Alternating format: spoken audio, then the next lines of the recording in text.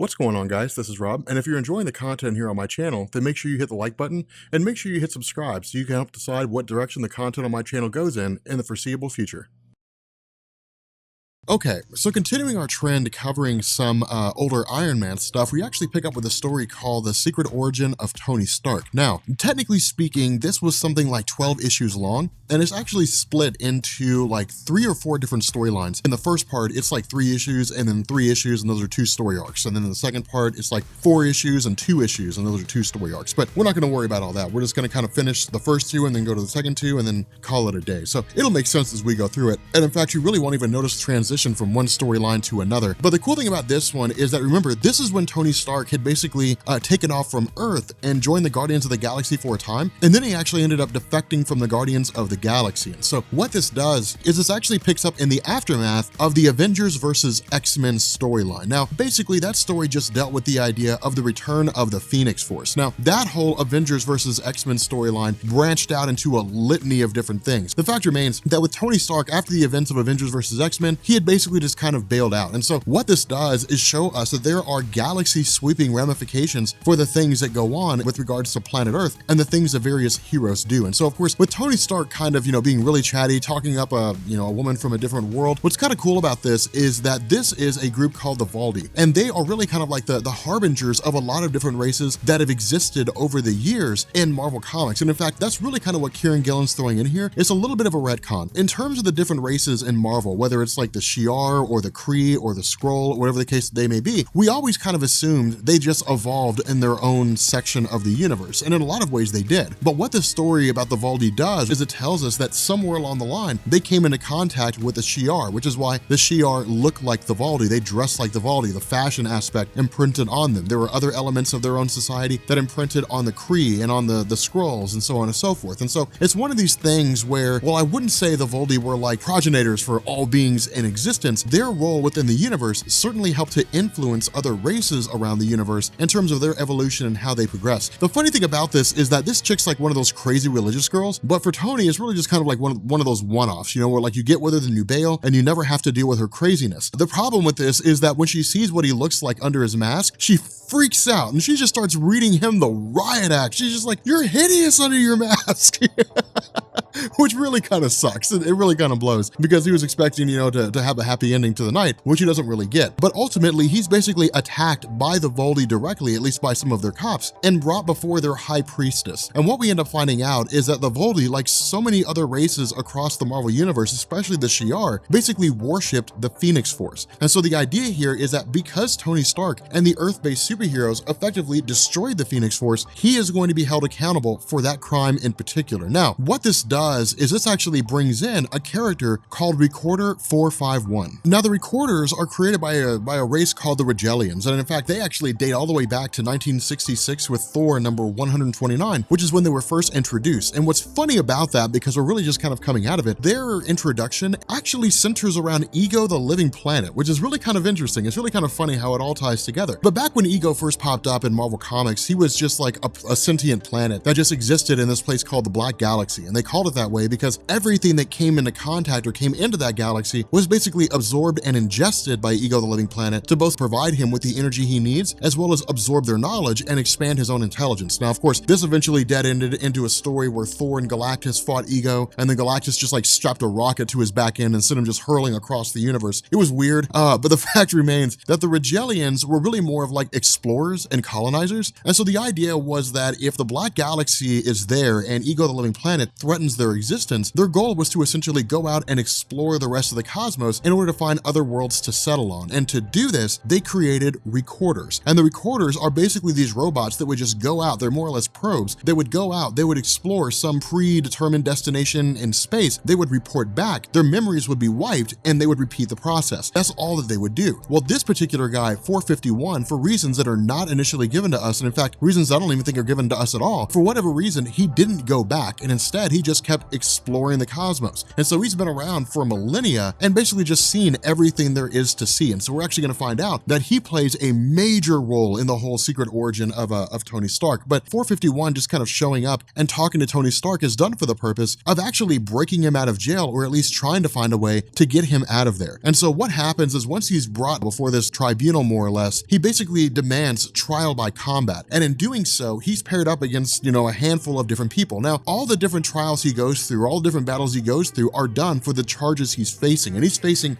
dozens and dozens of charges, destroying a deity, heresy against the Voldy, and, just being a dick. I mean, there's all different kinds of charges that he's facing here. And so because of that, he actually ends up going against a multitude of different foes and beating every last one of them. Now, the reason why is because of the fact that while Tony Stark himself has no real combat abilities, the Voldy race as a whole doesn't fight. They're not a conflicting society. They're very much like Norrin Radd's race before he became the Silver Surfer. Those individuals who basically sought out to just kind of engage in peace and study, really more of like arts and so on and so forth, as opposed to conflict. They're just a bunch of hippies. So because of that, Tony Stark's able to take out almost every last one of these guys just because of the fact that in his own escapades as an Avenger, he's able to hold his own. But because of the fact that he's able to defeat all of these guys, what ends up happening is the Voldy call in someone called Death's Head. Now, Death's Head was created by a guy named Simon Furman, and this is actually a really cool story. Simon Furman was working for Marvel's UK imprint back in the 1960s or 70s, and that was basically Marvel's attempt to branch out into the United Kingdom, into England, and create stories that people would care about. That's where like Captain Britain came from, and the Excalibur team, and all that kind of good stuff. But the fact remains here that Death's Head was created as a Transformers character, and Simon Furman actually threw him in the Transformers comics. The problem was that at the time, comic books were becoming more and more popular, and the Transformers were growing into their own by quite a huge margin. I mean, it was like issue number 100 and something by the time the 1960s rolled around. And so because of that, the fear was that if Death's Head stayed in the Transformers comics exclusively, then he would basically become a Transformers property. And so because of that, Marvel would essentially lose the rights to him, because back then it was kind of like creator-owned content. So if a guy made something and threw it into a comic, so long as it stays in that line of comics, it becomes the property of that line of comics. And so what Marvel did is they actually cranked out this super quick like one-shot that basically had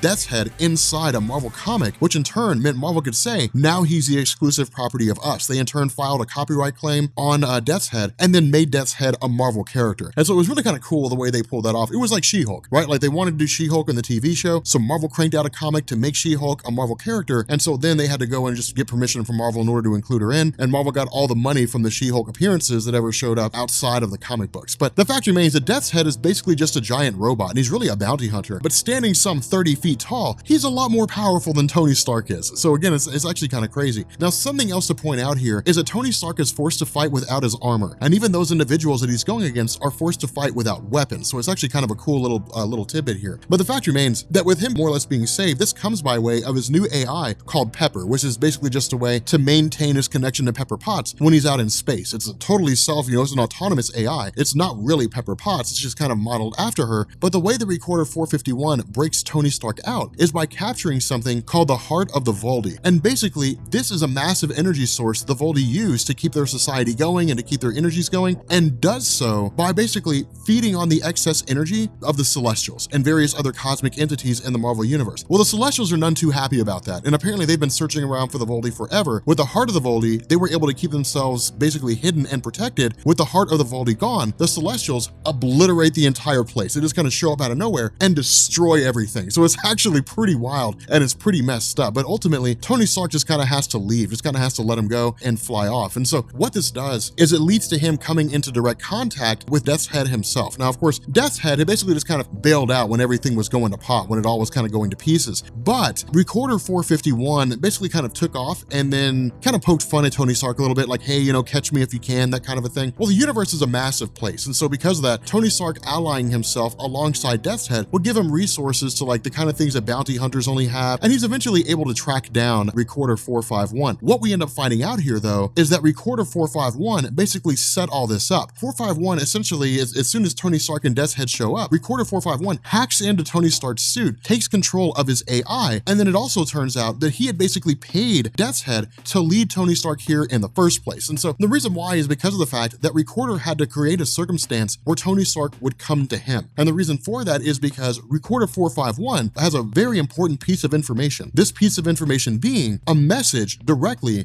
from Tony Stark's father. And so the crazy thing about this is that Tony Stark's just kind of made to watch just because of the fact that Recorder has control of his armor and that kind of thing, and Stark really can't leave. But initially, we're not told exactly what it is that his father said. Instead, we're just kind of like given this jump over where it's just like, okay, and that's what he said. And then of course, Tony Stark's kind of reacting to it and freaking out. But what we end up finding out here is that the parents of Tony Stark had a very hard time conceiving. Howard and Maria just could not conceive a child. And so much like Doctor Strange trying to find a way to heal his hands, Howard ends up traveling around to various people. And this is kind of cool because it's a lot of the most intelligent scientific people in the realm of Marvel Comics, but they deal mostly with biology more so than anything else. The Eternal City, you know, where all the Eternals live, you know, these basically angelic-like beings in the Marvel Universe don't really have a way to save him. The High Evolutionary, a guy that basically deals with growing human beings, cannot do anything to help him. Now, the fact remains that we actually end up picking up with Howard Stark kind of falling to the bottom of the barrel, where a guy's like, hey man, I know a guy who knows a guy who knows a guy, and this leads him to Las Vegas, Nevada, where he comes into contact with this guy who's basically a gray. Now, as far as I'm aware, this is the first appearance of their race inside Marvel Comics, and they're not significant here, but the Greys actually operate out of a casino called Area 52, or Area 52 in Las Vegas. Now, the funny thing about this is that it's like that rule, you know, what happens in Vegas stays in Vegas. And if you've ever been to Las Vegas before, there's crazy people everywhere. And so like someone walking around as an alien, no one's gonna bat an eye. They just kind of blend in perfectly. What the Gray basically says is that there is a robot, of course we know that now to be Recorder 451, stuck inside this particular casino thing that looks like a UFO.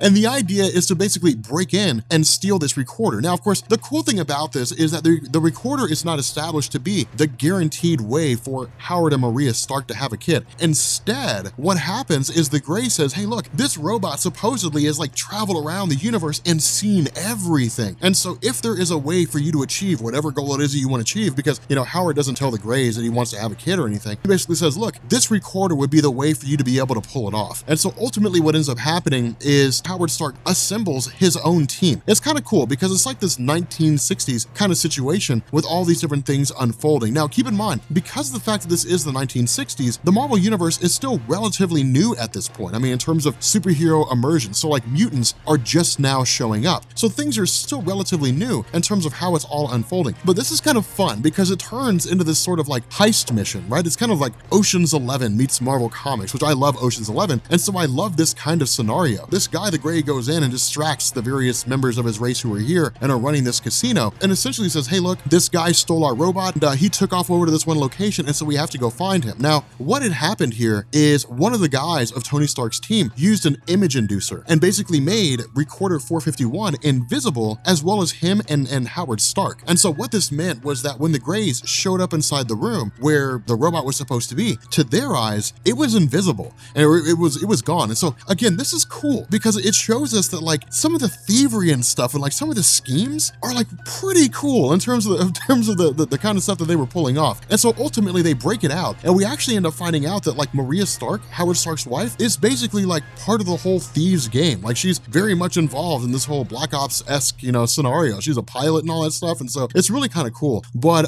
again, we're only given one half of this story. And the reason is because after Tony Stark is given all this information, the recorder says there's a lot of other things that we did, a lot of other things that we ended up getting involved in. And where Tony Stark initially asks, okay, you know, what happened next? What's the next stage? How does all this lead into presumably the birth of me? The recorder's also a little kind of cloak and dagger here, you know, where he basically says, yeah, this all does kind of lead into you, but we have a destination that you're going to. And so for right now, you got to go to sleep, man. And so he basically knocks him out, and they end up taking off to their destination, which of course turns out to be the final battleground of the war between the Celestials and the Aspirants. And this is actually really cool. It's one of the coolest elements with regards to this whole thing. Of course, we'll find out more about that in the next video. In the meantime, what we actually end up doing is jumping back to Howard and Maria Stark, and we get the last little tidbit of this story, at least in terms of what led into Tony Stark. And what we end up finding out here is that with them basically kind of rescuing the recorder, the answer he gives is, yes, I will definitely help you guys create a child. Now, the cool thing about this is that the recorder's not doing it for altruistic reasons. There's actually a motivation behind it, and it stems directly from the nature of the planet Earth. The recorder, having traveled around, the cosmos for so long and having seen so many different things, recognizes the placement of Earth. And that's really the kind of case when it comes to Marvel Comics. For whatever reason, the Earth is just strategically placed in like the best possible position when it comes to wars and conflicts. And so the recorder being here is done for the purpose of not creating a superpowered being, but creating a person that can basically have the intelligence to make the Earth a futurist place, to look to the horizon and find ways to basically speed up the Earth's development in terms of weapons, technology, defense systems, laying the stage for everything that would make Tony Stark who he is. And so because of this, what Recorder basically says is, I'm going to essentially give you a child and then modify it on the genetic level to be predisposed to a higher level of intelligence. Now, for any parent who's being told, we are going to make modifications to your child before it's born, that is a terrifying concept. Regardless of whether or not it's going to benefit your child or it's going to cause harm to your child, it's a terrifying idea. And so because of that, to have genetic modifications to their kid really just kind of freaks them out, and it really kind of bothers them a little bit, but ultimately they end up going through with it. Now, what we're going to find out is there's a little more that was going on behind the scenes, and the way that Kieran Gillen does it is absolutely genius. But the fact remains here that we end up having Maria Stark going through the insemination process when the child is basically bestowed inside of her, and 6 months later, she gives birth to a kid herself. Now, this kind of wraps up by the fact that the Greys eventually catch up to the Starks themselves, and the reason why this is so important is because the Recorder sits down and says, no one can know that this baby is here. No one can know that this child has basically been modified by me. Anybody who knows about it is going to have to be killed. As far as they're concerned, they need to believe that you have a happy and healthy, normal